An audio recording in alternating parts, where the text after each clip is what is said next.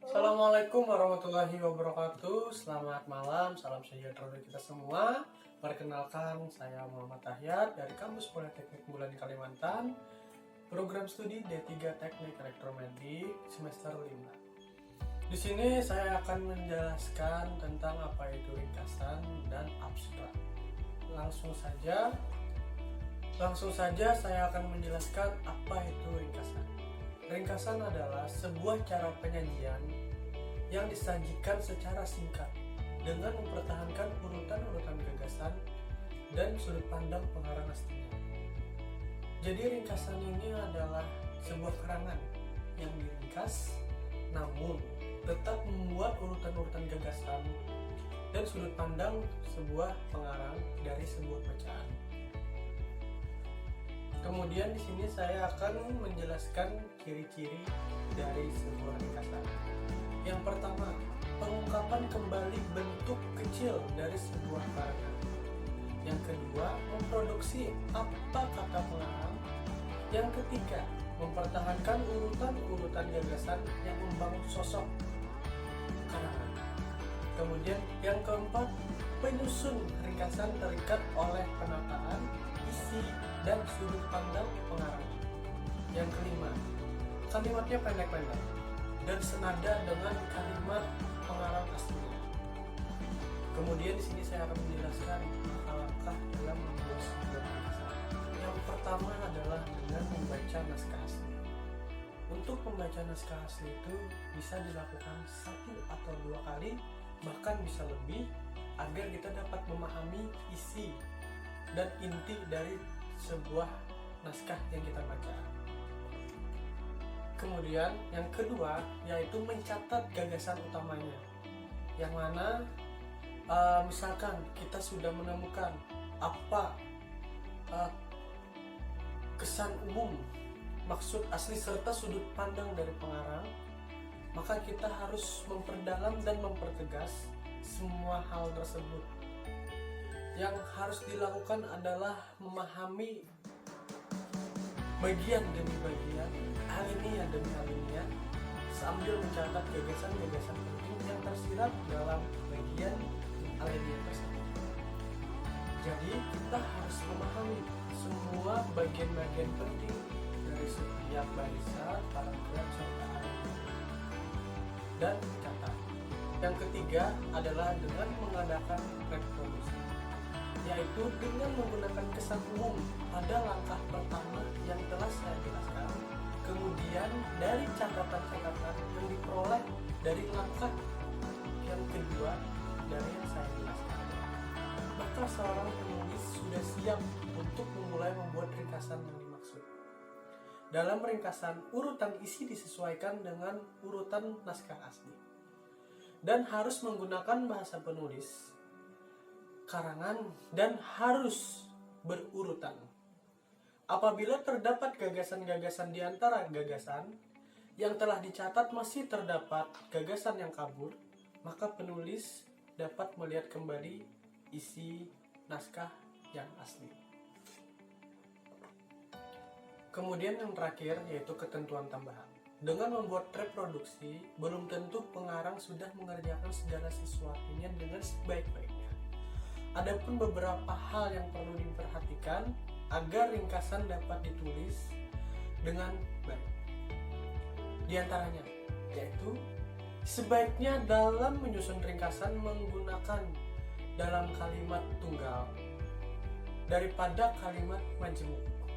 Majemuk menunjukkan bahwa ada 2 gagasan atau lebih yang bersifat paralel. Kalimat menjemuk, telitilah kembali apakah tidak mungkin dijadikan kalimat tunggal.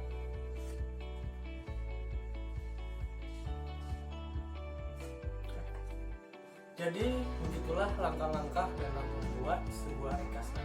Kemudian kita akan lanjut lagi ke abstrak. Dimulai dari penjelasan apa itu abstrak. Kita akan menjelaskan apa itu abstrak.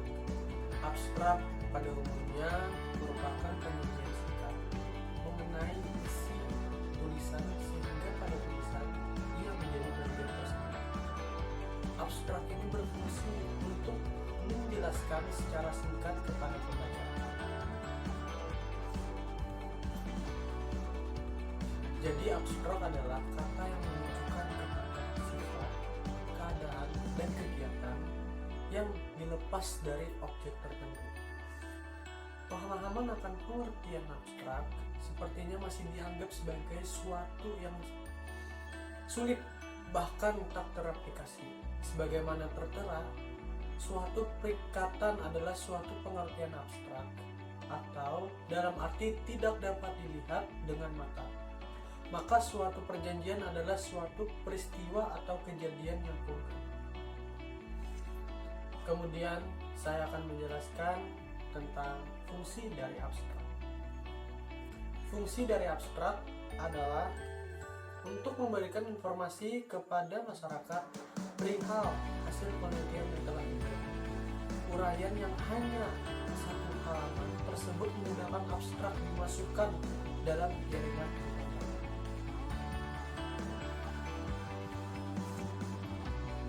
Hal ini dimaksudkan memudahkan Anda mengetahui hasil penelitian tanpa harus membaca keseluruhan penelitian yang berlembar-lembar. Sehingga abstrak membantu Anda dalam mencari referensi dalam penelitian Anda secara mudah dan singkat.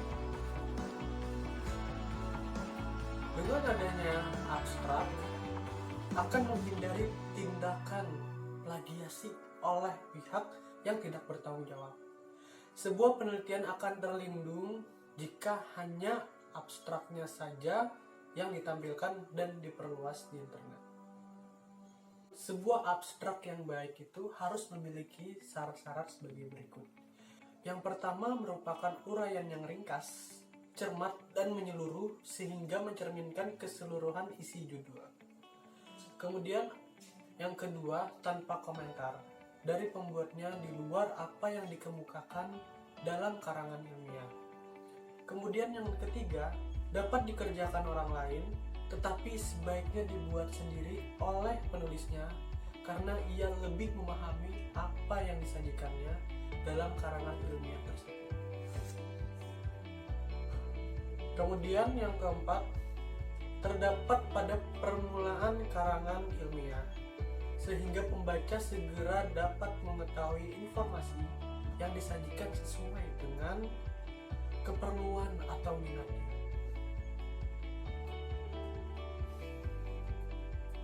Yang kelima, isi suatu abstrak sebaiknya jangan melebihi 250 kata atau sekitar 25 baris jika setiap baris terdiri atas 10 kata. Kemudian yang keenam, dalam abstrak tak ada pergantian paragraf. Artinya adalah dalam abstrak tidak ada paragraf. Yang ketujuh, huruf yang digunakan dalam abstrak sebaiknya berbeda besarnya dengan huruf isi karangan ilmiah. Yang kedelapan, sedapat mungkin dihindari pemakaian kalimat aktif, sebaiknya kalimat pasif. Kemudian yang kesembilan, kepustakaan, singkatan, ilustrasi, grafik, dan tabel tak boleh dicantumkan. Yang kesepuluh, di bawah abstrak sebaiknya dicantumkan kata-kata kunci sebanyak 3 hingga 10 kata yang kira-kira dapat dipakai untuk mengindeks karangan ilmiah kita dalam suatu deretan karangan ilmiah sejenis. Baiklah, mungkin sekian penjelasan dari saya. Saya Muhammad Ahad undur diri, salah hilaf mohon maaf. Wassalamualaikum warahmatullahi wabarakatuh. Selamat malam.